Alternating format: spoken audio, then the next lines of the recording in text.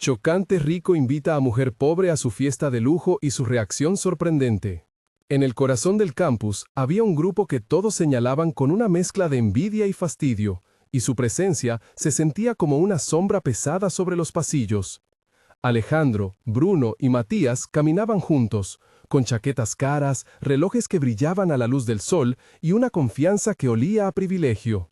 Una tarde, mientras una estudiante recogía libros esparcidos por el suelo, Alejandro rió delante de ella y alguien murmuró en voz baja que su familia tenía influencia directa con el rector. Las voces del campus pasaban la noticia como si fuera obvia, como si fuese natural que ellos impusieran su ley. Los murmullos crecían con cada encontronazo.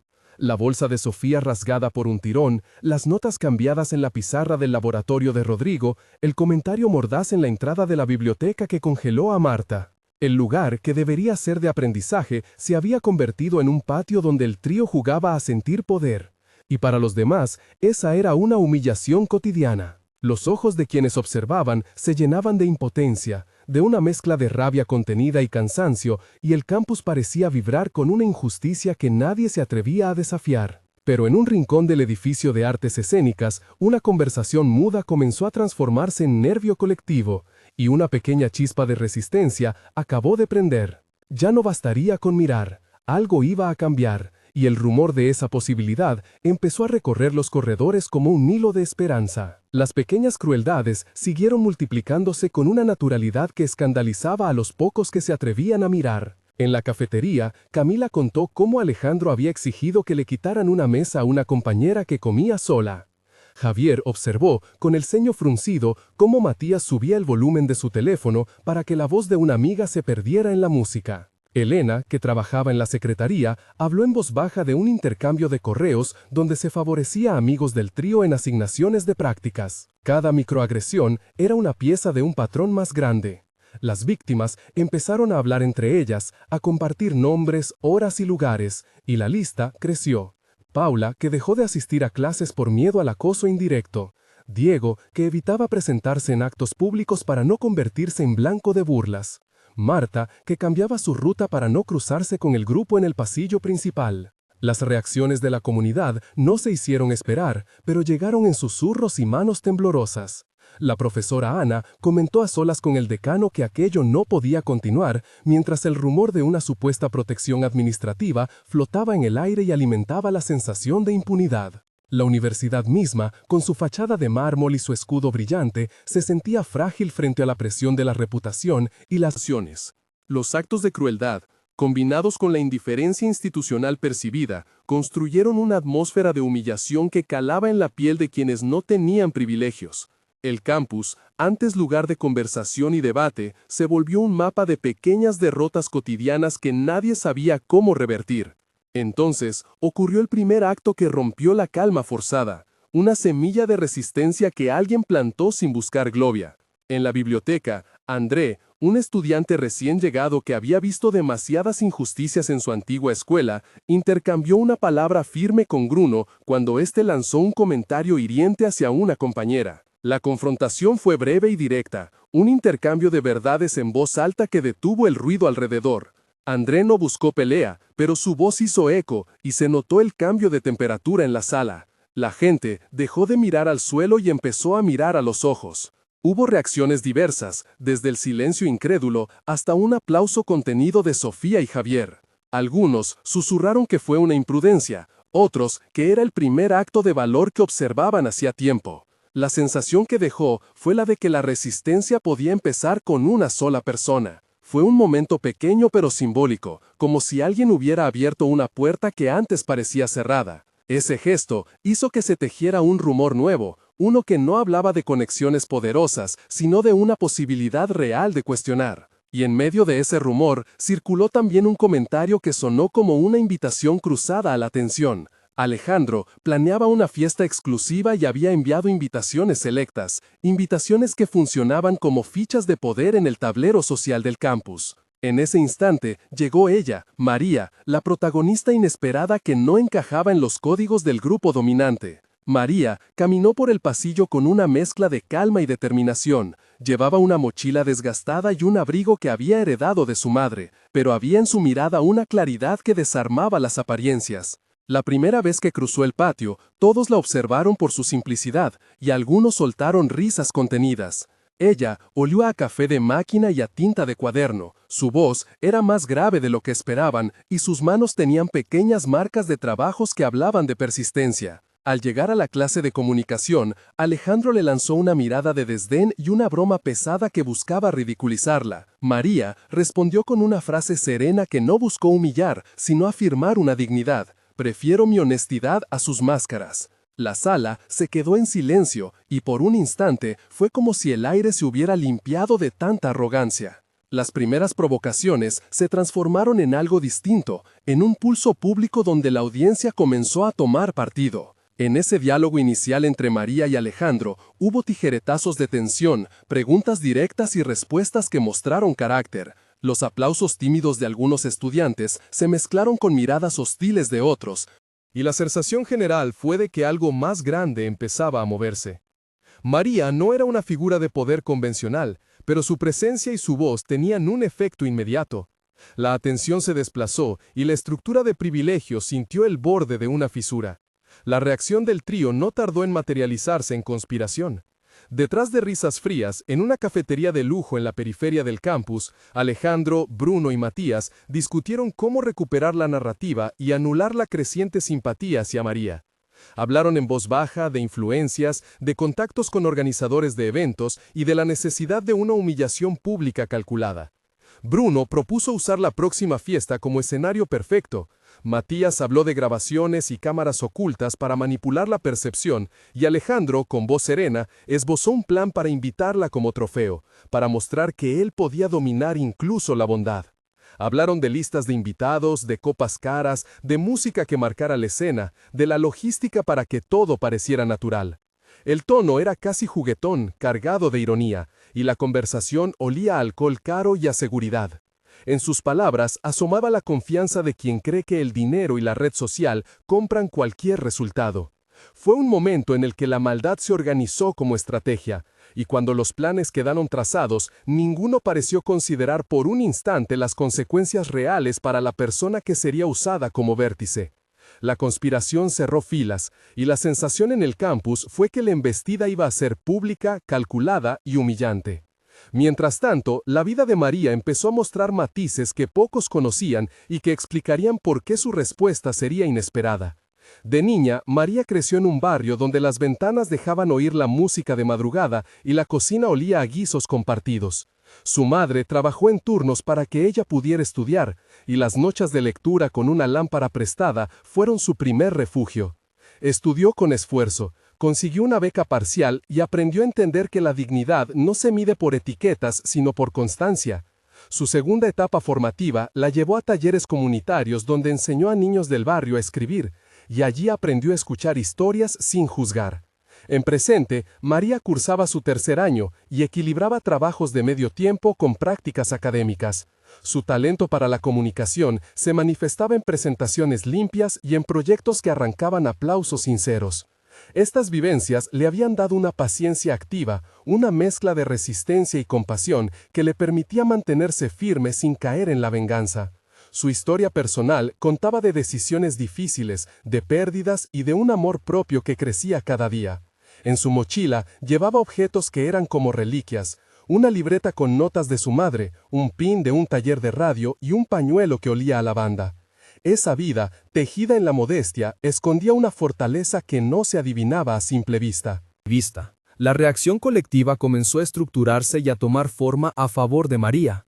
Profesores como la doctora Ana y el profesor Carlos empezaron a notar su trabajo y a comentar su mérito en reuniones docentes. La rectora Morales, alertada por correos y conversaciones de algunos miembros del personal, pidió discreción pero también sugirió analizar las quejas con seriedad. En los círculos estudiantiles, nombres como Javier, Camila, Sofía, Rodrigo, Elena y Marta circulaban en mensajes de apoyo, y Lucas, un estudiante de último año que conocía de cerca los procesos de comunicación, ofreció asesoría para documentar lo que ocurría. Las pruebas de mérito de María eran palpables, trabajos con criterio, un proyecto que había sido nominado para una exposición y una invitación a participar en una feria por su propuesta de radio comunitaria. Los apoyos vinieron también de fuera del campus, de una ONG que había financiado parte de sus trabajos y de una profesora visitante que recomendó su proyecto en un foro. La reputación del trío empezó a tambalearse no por un acto aislado, sino por la concatenación de evidencias y testimonios. Ese ascenso del apoyo construyó una red de contención que preparó el terreno para que el enfrentamiento público no fuera solamente un espectáculo, sino una prueba de verdad y de justicia. La narrativa de mérito frente a privilegios se fue tejiendo con cuidado mientras la fecha de la fiesta se acercaba. La invitación llegó envuelta en papel perlado y una tipografía elegante. Era la isca perfecta. La fiesta, anunciada como velada exclusiva en una casa de eventos de alto nivel fuera del campus, prometía una noche de glamour, música y rostros conocidos. La logística estaba planeada con detalle, cámaras contratadas para cobertura privada, un servicio de transporte selecto, seguridad que filtraría a los invitados y un escenario donde las redes sociales podrían amplificar cualquier humillación grabada. Alejandro envió una invitación personal a María, con un mensaje ambiguo que pudo leerse como desprecio o como falsa cortesía. Ella recibió el sobre en una tarde de lluvia, sintió el olor a tinta fresca y la textura del papel, y al abrirlo, notó cómo la oferta contenía una condición implícita: ser el objeto de su propio espectáculo. En la antesala de la fiesta se respiraba el aroma de perfume caro, de platos exquisitos y de expectación. Las luces que se verían esa noche estaban calibradas para que todo pareciera perfecto en cámara. En las conversaciones previas, Bruno describió en voz baja la escena ideal, y Matías se ocupó de coordinar a alguien que transmitiera en vivo. La tensión emocional creció. Para algunos, era una oportunidad de observar la caída de alguien a quien despreciaban. Para otros, una trampa que debía ser evitada. María decidió aceptar la invitación con una intención distinta: llegar, observar y exponer la verdad, no desde la venganza sino desde la claridad. Su preparación fue silenciosa, cuidadosa, no era un gesto impulsivo sino una estrategia de sentido. La noche de la fiesta fue un clímax. Contrastes sensoriales y tensiones que explotaron en una reviravuelta inesperada. El salón olía a flores importadas y a alcohol espumoso. La música marcaba un ritmo envolvente. Las copas tintineaban y las voces se mezclaban con risas calculadas. María entró con serenidad. Su vestido sencillo resaltaba frente a las telas ostentosas, y en la alfombra la luz reflejó su figura con honestidad. Las cámaras comenzaron a moverse, y en el escenario del evento Alejandro planeó su momento de triunfo: presentarla como si fuera parte de un juego de estatus. Pero lo que siguió no fue lo que él imaginó. Al escuchar una intervención programada, María pidió la palabra con una voz clara y firme. Comenzó contando no una acusación, sino su historia, la de tantas personas que sienten las pequeñas humillaciones cotidianas. Describió el olor de las noches en bibliotecas, el sabor amargo de la injusticia y el tacto de las manos que ayudan en silencio. Sus palabras dibujaron imágenes concretas y sensoriales que invitaron a la audiencia a mirar más allá de las etiquetas. Hubo diálogos largos y tensos en el centro del salón, intercambios directos entre María y Alejandro, entre aplausos y susurros, donde se mostraron motivos, miedos y la verdad escondida tras los gestos de arrogancia. La transmisión que Matías creía controlar se volvió en su contra cuando fotos y testimonios aparecieron en redes sociales con la etiqueta que estudiantes y profesores empezaron a usar para mostrar evidencias. La ironía fue completa. La misma tecnología que debía humillarla amplificó su voz y la verdad se viralizó. En la sala se encendieron murmullos, luego preguntas y finalmente un silencio expectante que derivó en aplausos sostenidos. El trío, que había contado con el teatro de su poder, quedó expuesto, y la sensación colectiva fue de que la humillación planeada se había invertido. Fue un momento de tensión máxima, con decisiones internas de cada asistente activadas por recuerdos de injusticias propias, y muchos se encontraron eligiendo públicamente apoyar la dignidad sobre la burla. La consecuencia fue rápida y concreta. En las redes sociales se multiplicaron videos y testimonios que obligaron a la universidad a abrir una investigación. Alejandro publicó una disculpa que sonó vacía. Bruno intentó borrar rastros y Matías ofreció explicaciones técnicas. Algunos mensajes se retractaron, otros se borraron, y la presión pública forzó a la institución a tomar medidas. El rector Morales convocó una audiencia pública donde se pidieron explicaciones y se ofrecieron disculpas con la Cámara presente. María, en un gesto sorprendente, aceptó que la institución mediara, pero pidió que las disculpas vinieran acompañadas de acciones reales, talleres contra el acoso, revisiones en las prácticas de selección y un fondo para apoyar iniciativas estudiantiles lideradas por quienes habían sufrido exclusión. La comunidad reaccionó con alivio pero también con exigencia. La lección debía ir más allá del gesto. En las semanas siguientes, la vida en el campus cambió visiblemente. Se organizaron debates, el profesor Carlos coordinó una mesa de trabajo y la doctora Ana facilitó un espacio donde estudiantes como Paula, Diego y Sofía contaron sus experiencias. Las redes sociales siguieron siendo un vector de presión y de apoyo, y la reputación del trío quedó erosionada. Hubo arrepentimientos y algunos intentos reales de reconciliación, y también compras simbólicas de estatus que ya no surtían el mismo efecto. La lección se volvió práctica y política. La exposición pública había hecho posible una rendición de cuentas. Un mes después, la universidad presentó medidas concretas y María recibió reconocimiento por su trabajo comunitario. 3 meses más tarde, se puso en marcha el programa de mentoría que ella misma ayudó a diseñar. 6 meses después, la atmósfera del campus mostraba cambios sostenibles, con menos susurros de miedo y más conversaciones abiertas sobre equidad. Alejandro continuó sus estudios, con menos brillo social y con la necesidad de replantear su conducta. Bruno y Matías enfrentaron consecuencias académicas y sociales que los llevaron a una reflexión forzada. La vida de María siguió su curso con nuevas oportunidades, una invitación a participar en una radio comunitaria y propuestas para colaborar en proyectos de la universidad. Lucas, Javier, Camila, Rodrigo, Elena y Marta continuaron siendo voces que recordaban a la comunidad que la vigilancia colectiva es necesaria. La moraleja fue clara y se expresó en la voz de la rectora Morales. Las instituciones deben responder cuando se les solicita justicia.